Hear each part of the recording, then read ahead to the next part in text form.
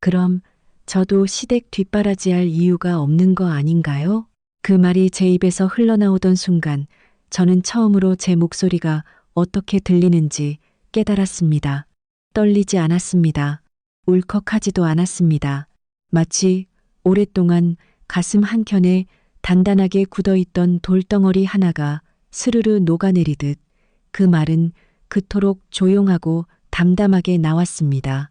시어머니는 그 순간 텔레비전에서 눈을 떼지 못한 채 과자 봉지에 손을 뻗다가 뒤늦게 굳어버렸습니다. 그 표정을 저는 지금도 잊을 수 없습니다. 하지만 이 이야기는 그 순간에서 시작되지 않습니다. 이 이야기는 훨씬 더 오래전 제가 아직 세상이 공평하다고 믿던 시절부터 시작됩니다. 저는 지방의 작은 도시에서 자랐습니다. 부모님은 새벽부터 밤까지 일하셨고 저는 그런 부모님의 뒷모습을 보며 자라면서 단 한 가지 다짐을 했습니다. 내 힘으로 살아가겠다고, 아무에게도 손 벌리지 않겠다고. 그 다짐 하나로 저는 대학에 들어갔고 졸업하자마자 서울의 중견 회계법인에 취직했습니다.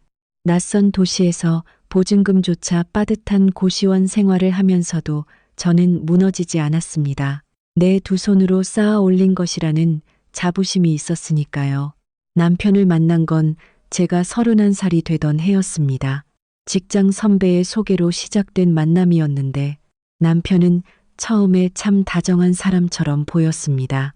말수가 많진 않았지만 제 말을 귀 기울여 들어주었고 주말마다 꼬박꼬박 연락을 해왔습니다. 솔직히 고백하자면 저는 그때 그 다정함이 나를 향한 것인지 확인할 만한 여유도 없이 결혼을 결심했습니다. 30 중반을 넘기면서 혼자라는 외로움이 조금씩 저를 갉아먹고 있었고 남편의 존재는 그 구멍을 메워주는 것처럼 느껴졌으니까요. 처음 시댁에 인사를 드리러 갔던 날을 떠올리면 지금도 가슴 한구석이 무겁게 내려앉습니다. 아파트 현관을 들어서는 순간 묘하게 눅눅한 냄새가 코끝을 스쳤습니다. 시어머니는 소파에 비스듬히 기댄 채 드라마를 보고 계셨고 고개를 돌리며 저를 위아래로 훑어보던 그 시선에는 따뜻함이라고는 한 점도 없었습니다. 시누이는 안방에서 나오다가 저와 눈을 마주치더니 별 인사도 없이 다시 방으로 들어가 버렸습니다. 우리 아들이 좋다니까 뭐 어쩌겠어요. 시어머니가 내뱉은 첫 마디가 그것이었습니다. 저는 그 말의 온도를 애써 모른 척하며 90도로 고개를 숙였습니다. 결혼식은 소박하게 치렀습니다. 그런데 혼수와 예단을 준비하면서 이미 이상한 낌새는 있었습니다. 남편 쪽에서 예단 목록을 보내왔는데 거기에는 시어머니 옷 10벌, 시누이 옷 5벌, 친척 어른들 선물까지 빼곡하게 적혀 있었습니다. 부모님은 걱정스러운 눈빛을 감추지 못하셨지만 저는 한 번만 잘 해드리면 되지라며 웃어 넘겼습니다. 제 월급 3달치가 그렇게 사라졌습니다. 신혼 초부터 남편은 제가 시어머니께 매달 생활비를 드려야 한다고 했습니다. 처음엔 30만 원이었습니다.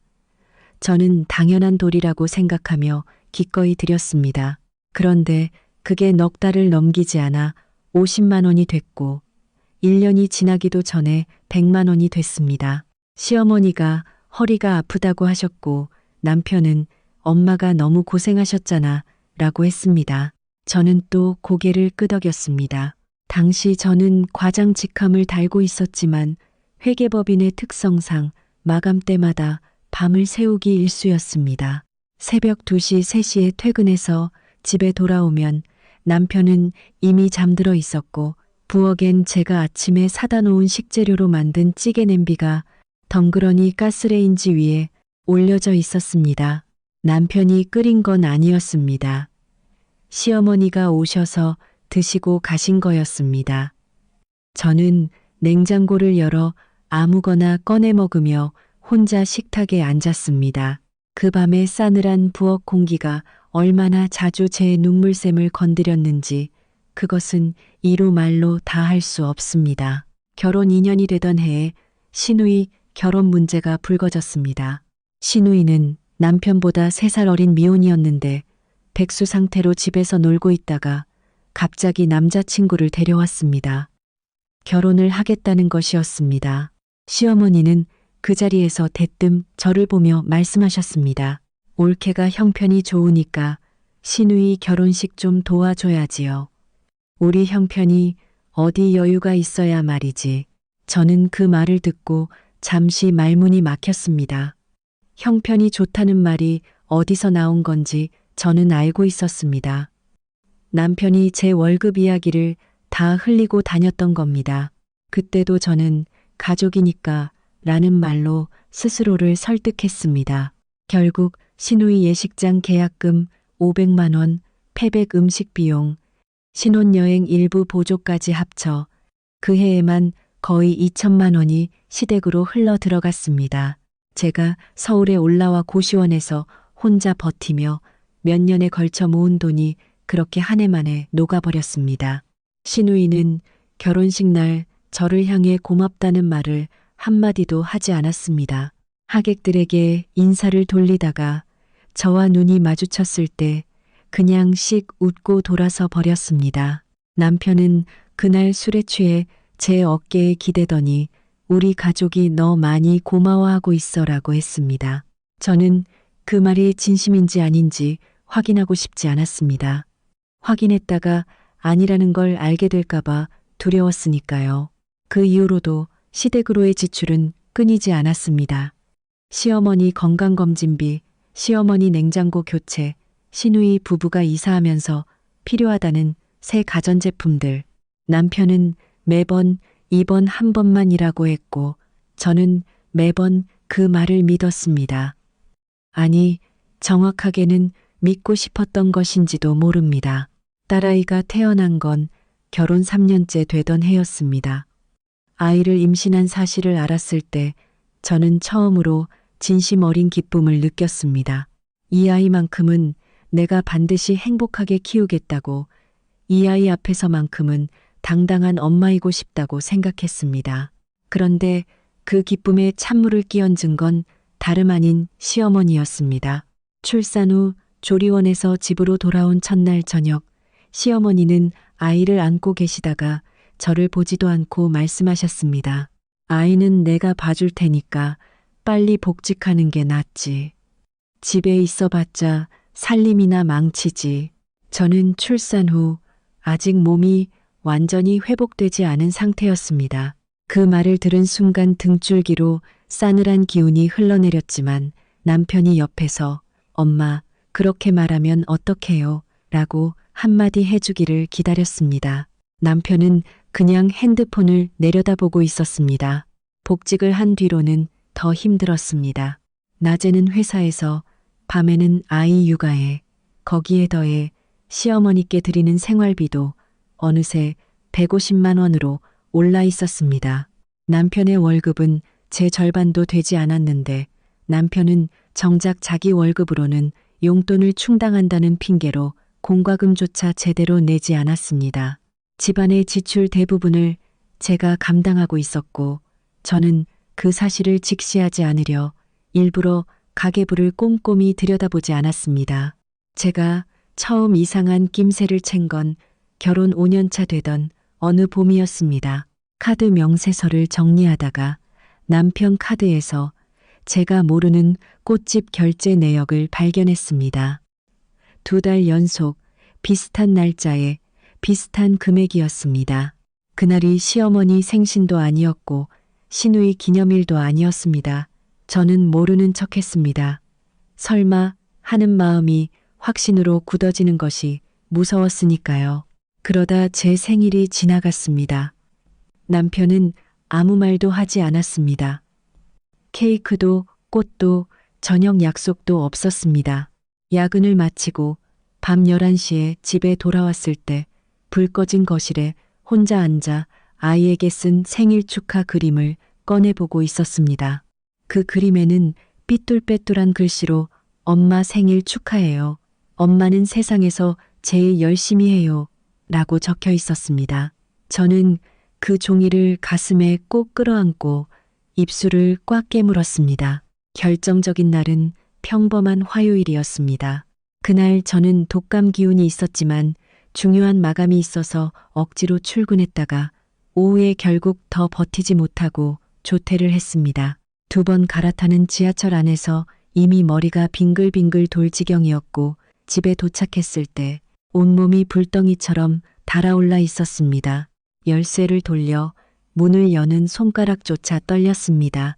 거실에는 시어머니가 계셨습니다. 소파 위에 2 다리를 올려놓은 채 리모컨을 손에 쥐고 예능 프로그램을 보고 계셨고 테이블 위에는 과자 봉지와 귤 껍질이 어지럽게 쌓여 있었습니다.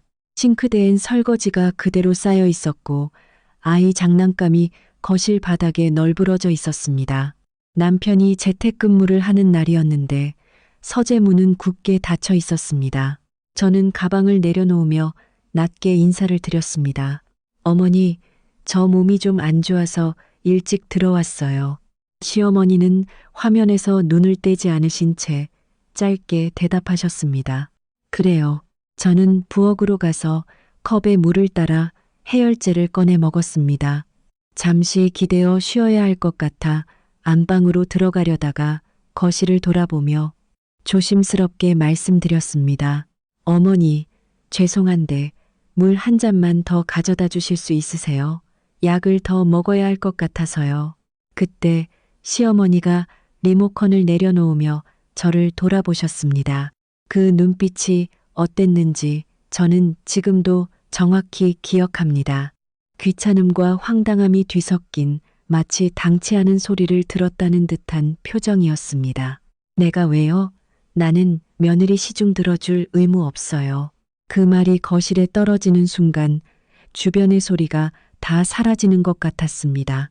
텔레비전 소리도 바깥의 차 소리도 남편이 서재에서 그 말을 들었는지 아닌지 저는 알 수 없었습니다. 문은 여전히 닫혀 있었습니다. 저는 그 자리에서 꼼짝도 하지 않은 채 시어머니를 바라보았습니다. 열이 오른 머릿속이 오히려 이상하리만치 차갑게 가라앉는 느낌이었습니다. 5년이라는 시간이 파노라마처럼 펼쳐졌습니다. 예단비, 시누이 결혼비용, 매달 들였던 생활비, 시어머니, 건강검진, 냉장고, 에어컨, 독감 몸살로 가까스로 서 있는 며느리에게 물 한 잔 건네는 것도 의무가 아니라는 그 말이 그 모든 것들의 의미를 단번에 정리해 주었습니다. 저는 천천히 입을 열었습니다. 그럼 저도 어머니께 생활비 드릴 의무는 없는 거 아닌가요? 시어머니의 손이 과자 봉지 위에서 멈췄습니다. 저는 돌아서서 안방으로 들어갔습니다. 그리고 이불을 뒤집어 쓰고 누운 채 처음으로 눈물 없이 천장을 바라보았습니다. 그날 밤 남편이 들어왔습니다. 방문을 닫고 제 옆에 앉더니 낮은 목소리로 말했습니다. 엄마한테 왜 그런 말을 해? 상처받으셨잖아. 저는 이불 속에서 남편을 바라보았습니다. 나는 상처 안 받았을 것 같아서요. 남편은 대답하지 않았습니다. 그날 이후 저는 조용히 움직이기 시작했습니다.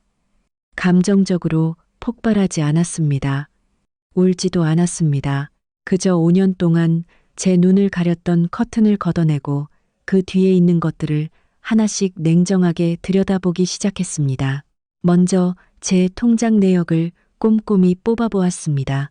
결혼한 날부터 그날까지의 모든 이체 내역을, 시어머니 앞으로 나간 돈이 총 얼마인지, 시누이 결혼 관련으로 나간 돈이 얼마인지, 남편 명의로 나간 각종 지출이 얼마인지, 정리된 숫자는 제가 막연하게 짐작했던 것보다 훨씬 컸습니다.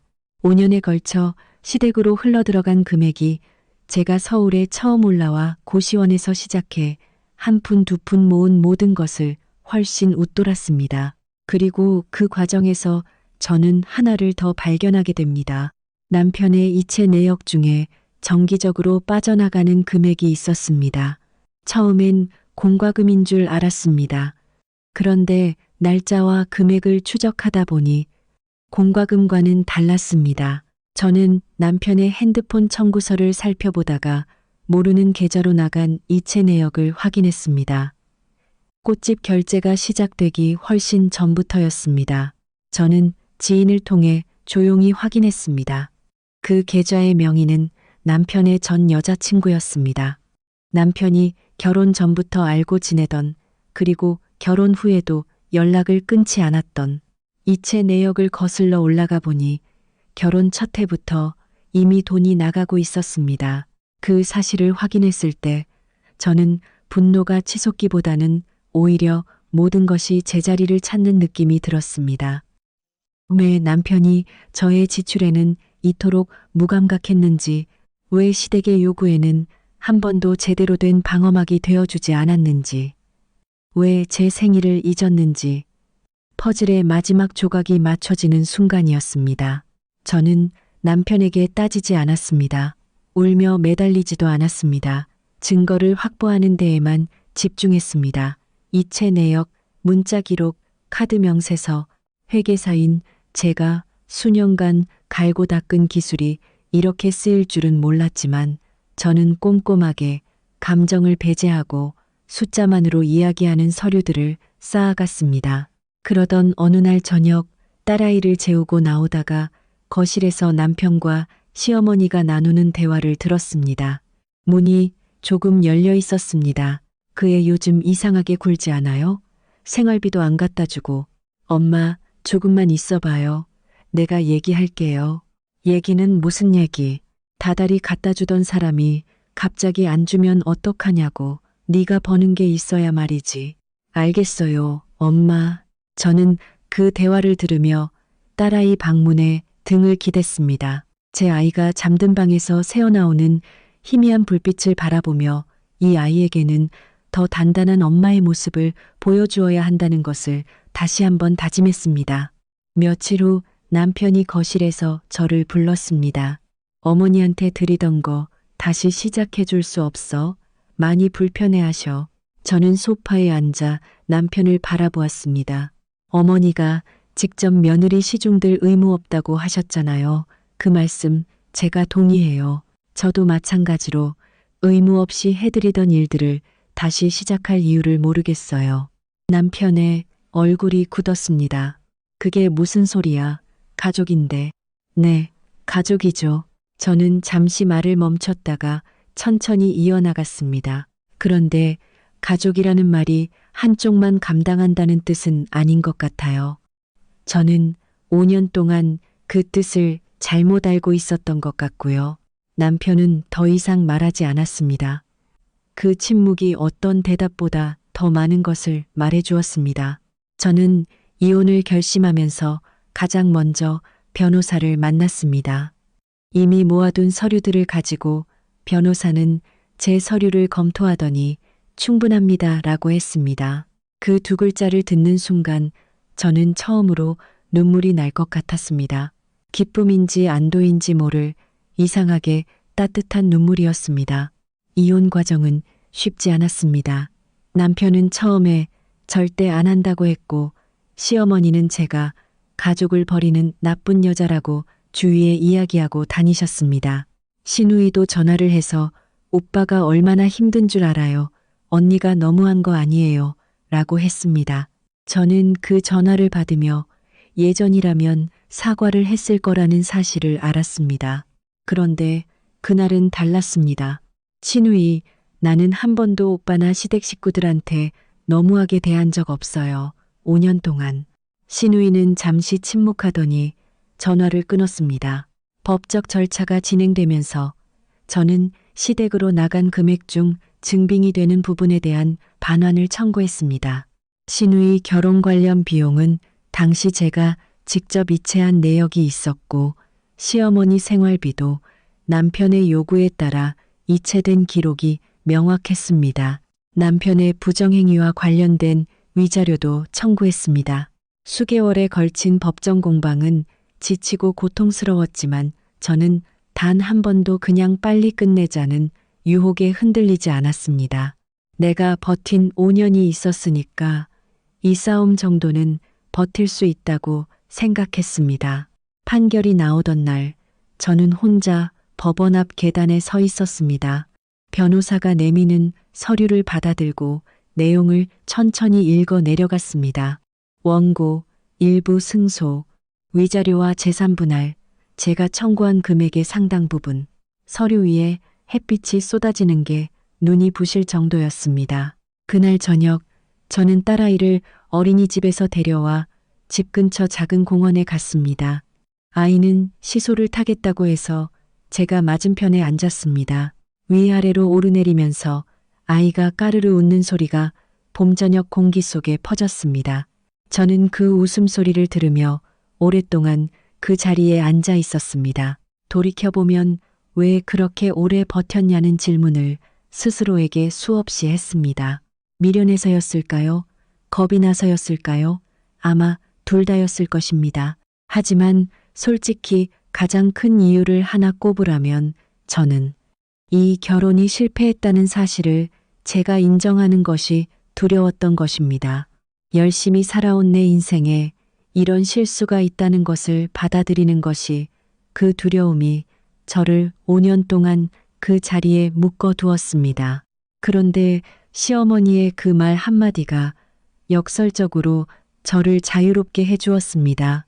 며느리 시중들 의무 없다는 그 말이 저도 모르게 제 안에서 꽁꽁 묶여있던 의무감의 마지막 매듭을 단칼에 잘라주었습니다. 지금 저는 딸아이와 단둘이 작은 아파트에서 삽니다. 이전 아파트보다 훨씬 작고 월세입니다. 그런데 처음으로 집이 제 공간처럼 느껴집니다. 제가 고른 커튼이 창문에 걸려 있고, 제가 좋아하는 화분이 베란다에 놓여 있고, 냉장고에는 아이와 제가 먹을 것들만 들어 있습니다. 밤에 퇴근해서 문을 열 때마다 이 작은 공간에서 풍기는 공기가 이상하리만치 가볍고 맑습니다. 시간이 지나면서 알게 된 것들이 있습니다. 진짜 상처는 큰 사건에서 오지 않는다는 것입니다. 시어머니의 차가운 눈빛, 제 생일을 잊은 남편, 고맙다는 말 한마디 없이 결혼식장에서 돌아선 시누이, 그 작은 것들이 쌓이고 쌓여서 사람을 무너뜨린다는 것을, 그리고 그 작은 것들을 오래 참아내는 것이 미덕이 아니라 오히려 내 자신을 갉아먹는 일이라는 것을. 딸아이는 요즘 자주 묻습니다. 엄마, 우리 이 집에서 계속 살아? 저는 아이의 머리를 쓸어주며 대답합니다. 응, 엄마가 지키는 집이야. 아이는 그 말을 들으면 그냥 고개를 끄덕이고는 자기 방으로 뛰어 들어갑니다. 그 작은 뒷모습이 얼마나 가벼워 보이는지 그것을 볼 때마다 저는 확신합니다. 이 길이 맞는 길이었다고. 저는 누구도 나를 대신해서 내 인생을 살아주지 않는다는 것을 이제 압니다. 5년 동안 다른 사람들의 필요를 채우는데 제 인생을 쏟아부었지만 정작 저를 채워주는 사람은 단 한 명도 없었습니다. 그 사실이 더 이상 억울하지 않습니다. 오히려 그것이 저를 단단하게 만들었으니까요. 5년을 버틴 사람이 이제야 스스로를 선택했습니다. 늦었다고 생각하지 않습니다. 선택할 수 있는 지금 이 순간이 가장 빠른 순간이라는 것을 저는 이제 알고 있습니다.